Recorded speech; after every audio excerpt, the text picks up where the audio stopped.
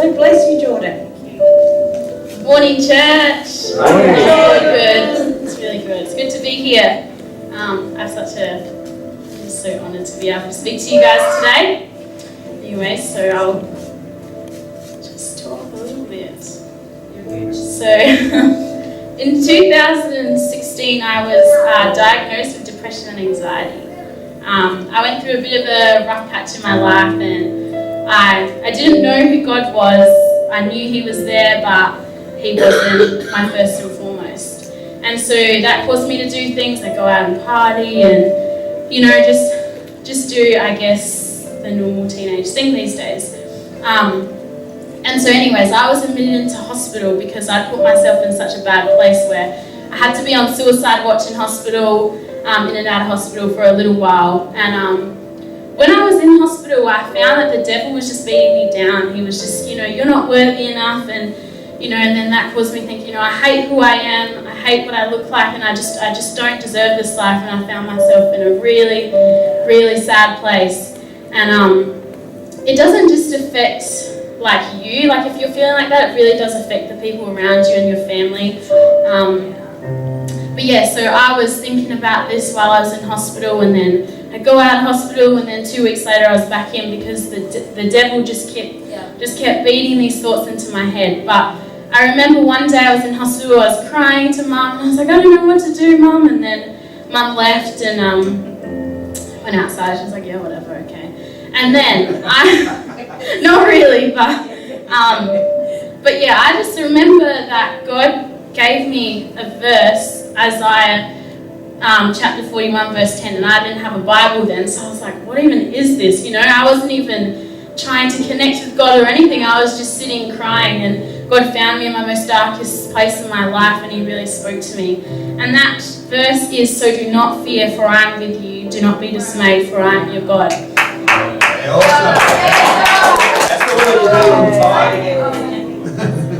So do not fear, for I am with you. Do not be dismayed, for I am your God. And so that really hit my heart, and straight away I had a hunger for God. And I was like, oh, I need to go home and get a Bible. And at the time I didn't have a Bible because my parents aren't Christians. I don't have a very Christian background. But my older sister Taylor, like Suzanne said, she used to come to church, so she had this Bible actually. So this is the one I ran home to, and I was like, I've got to read what that is.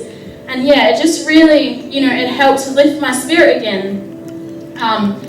It just, it showed me that there's actually someone who's going to seek me out. God seek me out. He could have gone for anyone else, but He came to me. He left His 99 to come to His one, and that was me. And we're so privileged that God would leave His 99 for us to come and comfort us. And in this time, I found out, God is so much bigger than the problems and the issues that I was facing. And to this day, I can say that I do not have depression and anxiety. I'm healed completely. But then after a short amount of time, I started feeling guilty. Why did God come to me? I was sinning. I wasn't faithful to Him. Why me? And I didn't have that self-love, and I didn't have the grace and the peace, that God can give us. And so I was searching around, trying to find why. But yeah, I just felt I'm not worthy of His love. But until I realized that Jesus died on the cross for my sins, all the sins that I committed in my past, Jesus already took them on that cross with Him. He's already forgiven me. He's seen, He already knew that I was going to do that, and He was like, I've done it. I've paid the price. And yeah, even though I couldn't see that hunger that I had for God in that time where I was so down in the dumps, God knew that there was a hole in my heart that only He could fill, so He filled it for me. So as we come to communion today, I just want to encourage you guys to lay down anything that you're holding on to. Just lay it down at the cross. Jesus has already paid the price for that. All the things that you think are bad or that you're doing outside of church that don't align with God's word, He's already paid for that. We're not perfect. Jesus knows that. Jesus is the only perfect one, but He's already paid for it on that cross. So let's just pray. Yeah, God, I thank you. I thank you that you're such a good God.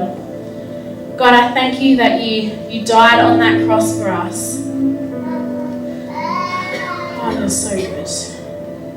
God, I thank you that even in our trying times, God, that you come and find us. That you leave that 99, God, and you come and find your one. Lord, that you bring us back to you. Lord, I just thank you for that price that you paid. Thank you, Jesus. Yes, Lord. And everyone said, Amen. Amen.